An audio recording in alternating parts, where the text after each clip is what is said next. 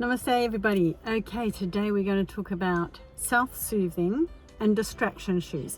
Now there's a number of different types of shoes that fall into this category, and yeah, I think we've become perfectionists, some of us, in wearing certain shoe types. These are all metaphorical shoes, but they give you a good insight into the type of person that you're dealing with, and including yourself. So let's go on the journey of self-discovery today, and let's talk about the types of self-soothing and distraction shoes that we may choose to wear because we're struggling with something in our life, whether it's from the past, whether it's in the present, whether it's both, and also worries about the future. So we are all human, and this is a totally prevalent scenario to be in. It's just that we choose to wear different shoes for different ways of coping with life. So it might be that I got this kind of concept from, by the way, Gabor Mate, who talks about all the distraction and soothing that we tend to do, that addictions tend to kick in when we are struggling with something that we don't know how to deal with. So it's just human nature.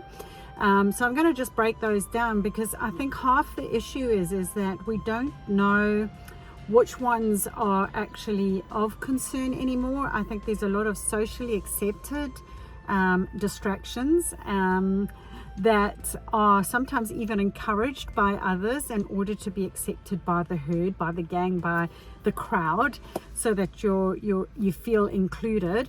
So it leads us down certain paths that perhaps we wouldn't have ordinarily taken, but for whatever reason we needed to fill that hole. So it's my experience has always been that if there is a hole within the person, then they look outside of themselves in order to fill it. So you might have, and I'll go through some of them today depending on our time allowance here, and then there'll be a series of extra videos that I'll do with you that will take you through some of the common ones that I tend to see. So one is the drinking boots. Now this one I'll give you a good heads up on, because I was particularly good at this in Zimbabwe and in South Africa.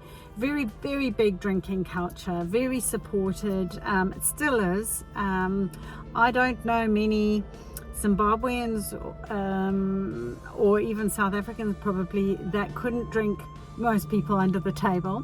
It's quite encouraged socially. Like when I was growing up, everything involved alcohol, and I think it still does. So there were a few things that contributed to that. We went through the war days, obviously, when it was Rhodesia, but I was too young for that really.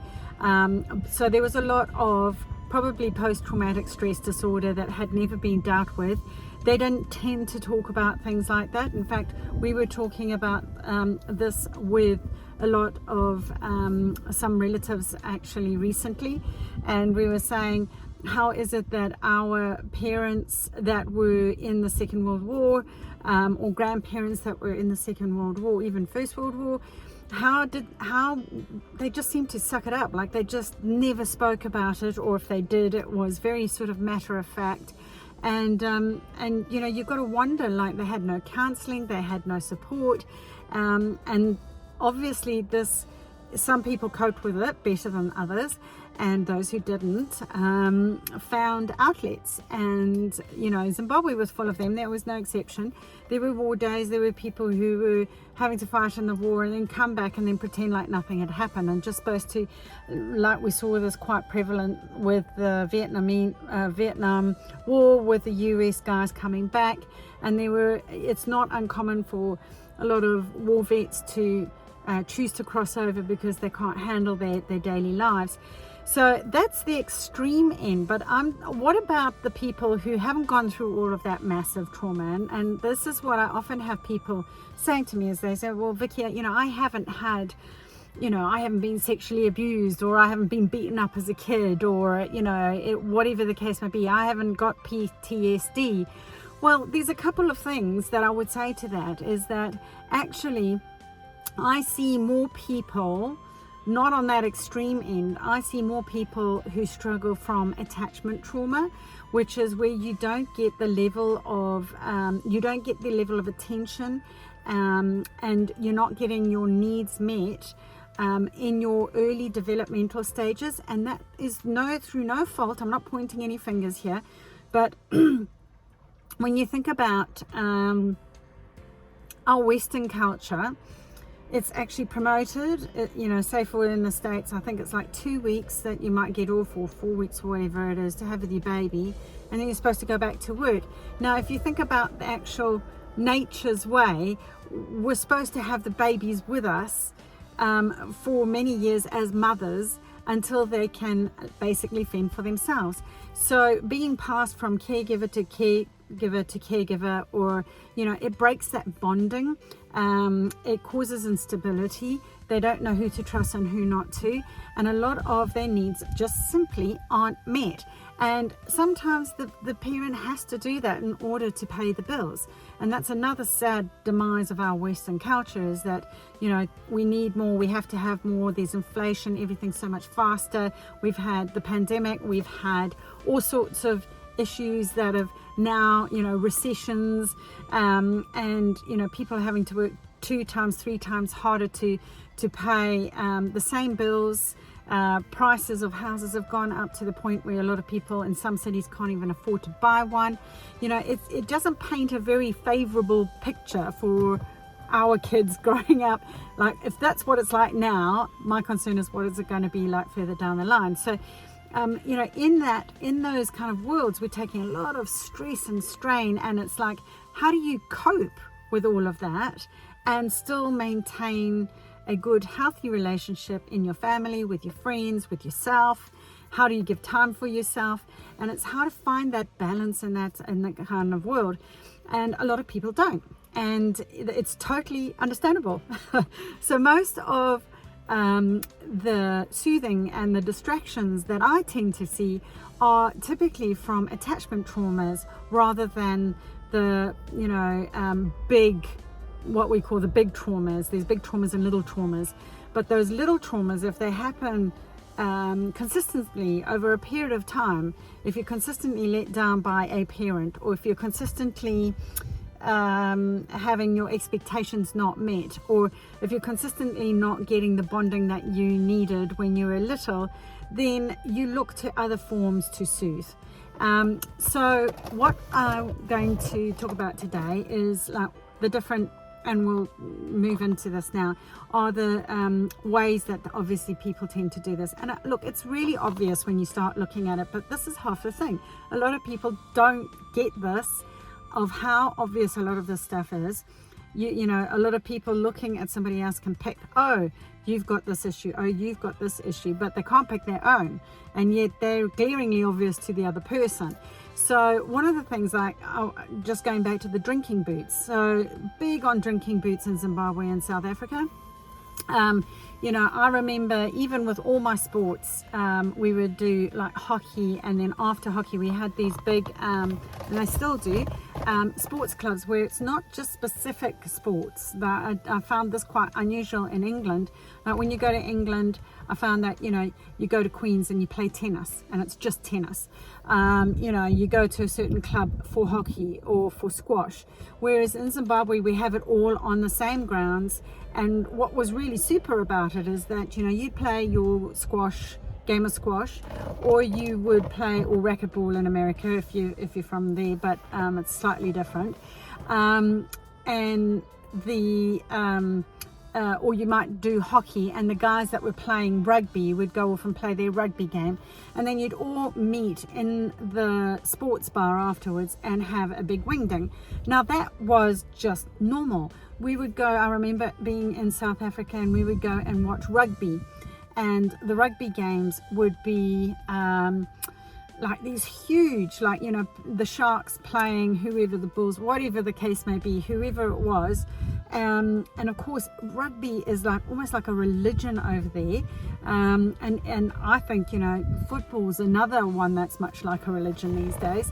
The new religion, I call it, because, there's so much buy-in. It connects so many people. In the old days, it used to be going to church.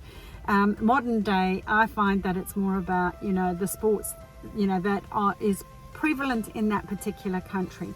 So with the drinking, how it worked is that being a student at university, a lot of the guys would smuggle drinks in, but they would have great big massive bars that would go from the stretch of a whole, almost the size of the edge of the field, on behind the grandstands, and just big beer gardens. And not only was everybody drinking during the game, but after the game, we would park in the fields, much like what's behind me now, and you would just bring your barbecue. We call it a braai back there, and you would just have your barbecue in the gardens, in the fields afterwards. So it was one big, what we would call joul. We call it a joul, Joul, I think it is, in Afrikaans. And it's just a big party, a big social gathering. You get to meet everybody, and that is an accepted way of life. That's just what you do. So it never occurred to me, even in Zimbabwe, we have bars in every single house. I think I can count on my hands maybe one or two of my friends' houses. Our house didn't have a bar. I mean, we had a beer cabinet, or drinks cabinet, I beg your pardon. But pretty much every single person has a bar in their actual house. So you would go around. Now, one of the reasons for that in Zim was because it wasn't safe to travel at night. So, growing up, we wouldn't go. There were some nightclubs and party venues that you would go to, but quite often you would go to a friend's house for a braai or a barbecue and have, a big party there and drink yourselves into oblivion. And let me tell you, shocking, but that everybody used to drive home. There was none of this no drinking and driving when I was growing up. If you didn't drive, you didn't get home. And most people, if they didn't drive, it's because they'd already passed out. So, when I'm saying drinking, it is a big drinking culture. So it took me many years to sort of go, do I really want to be doing that? And it did. I mean, for years, it was just, I didn't even question it. It wasn't even, it didn't even enter my brain that I had drinking boots on. In fact, it was socially promoted, and it's like, if you're not having a drink, what's wrong with you? Why are you not joining in? Are you not feeling well? They got quite worried about you because you weren't getting hammered. And it's just like, well, no, actually, I don't feel like drinking today. So it is quite interesting now going back there, because now I've taken my drinking boots off years ago, and I have absolutely no desire to put them back on again. Absolutely none. I mean, I didn't respond well to, I think I have intolerances now, I realize, intolerances to like the wheat that was in the beer, or the hops that was in the wine. So my hangovers were always way worse, I felt, than everybody else's, and took way longer for me to get over than anybody else. And it eventually got to the point where I was like, why am I doing this? I've got to get past this. And I've got to tell you, I was a big party animal, like really big, because it was so promoted. And if you were going to be popular and going to be in the crowd, then that's what you did.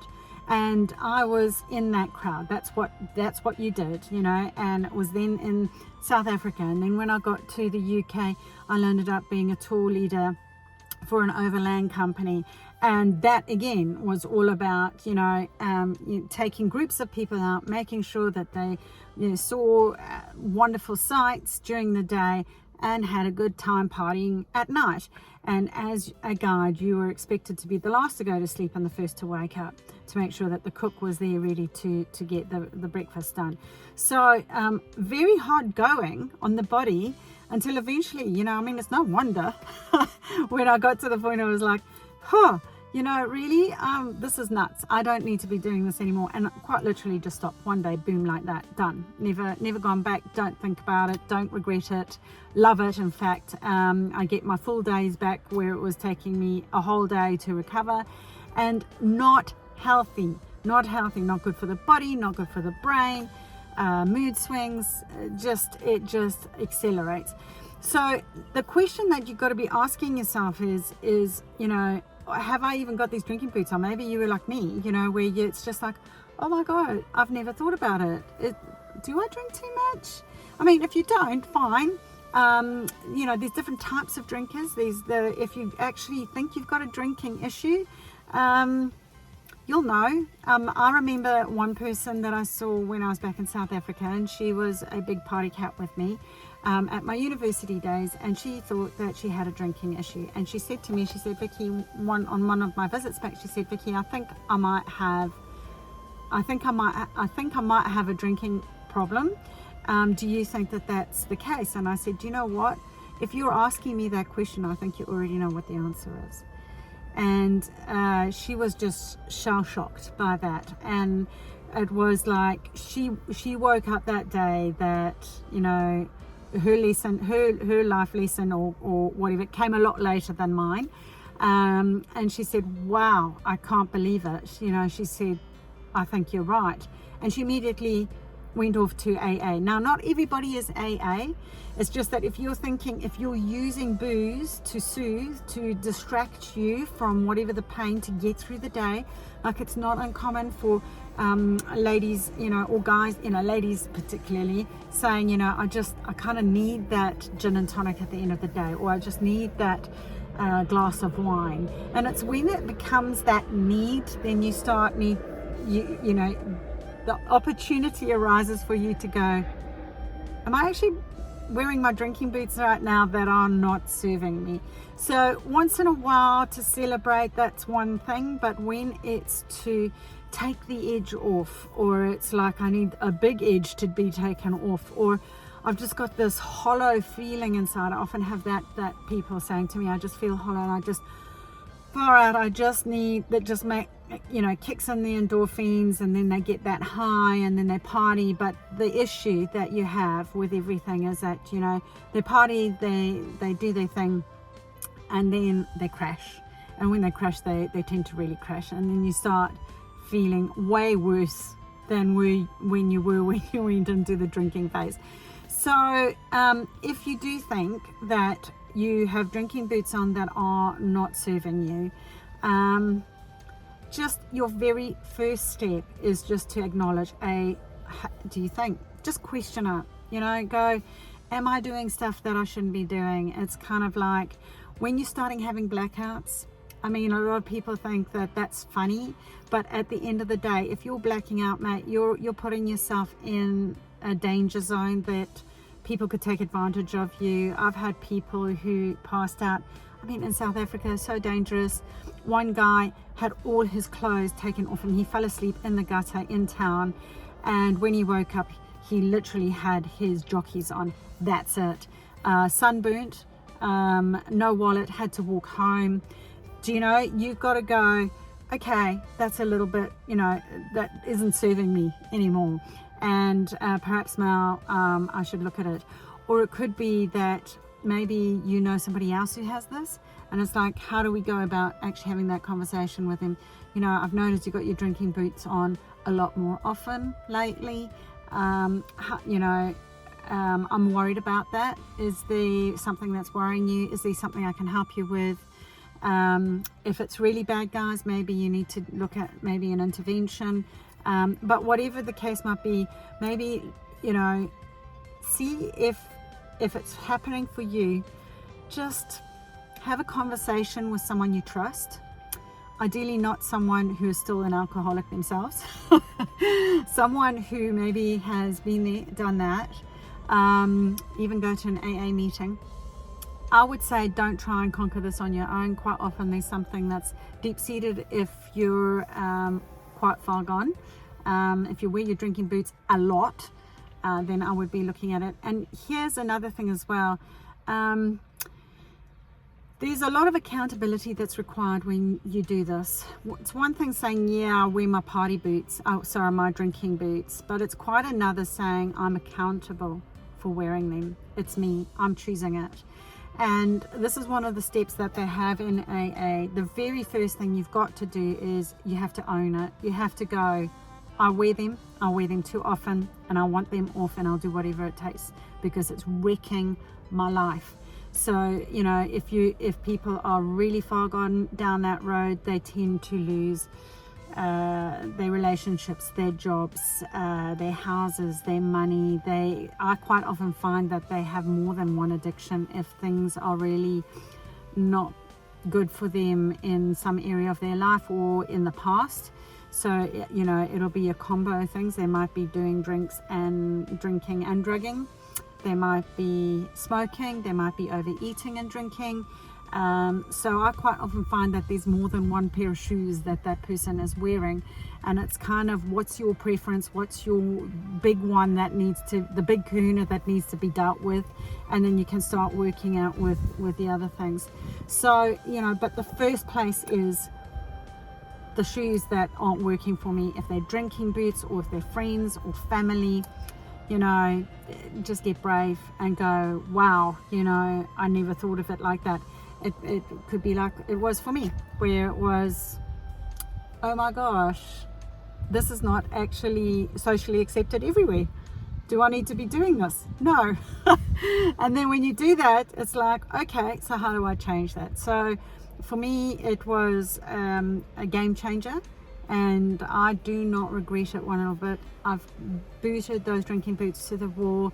I am quite comfortable with people. I've never been to AA. I'm not an AA member. I can't claim, you know, any endorsements or whatever there, but I would say obviously they have been in the game. They know the deal when it comes to this, and just start making steps towards it. If you're not comfortable with that, counseling, or I would even be looking at coaching, but ideally people who've had a bit of experience with people who've been wearing drinking shoes would be obviously advantageous.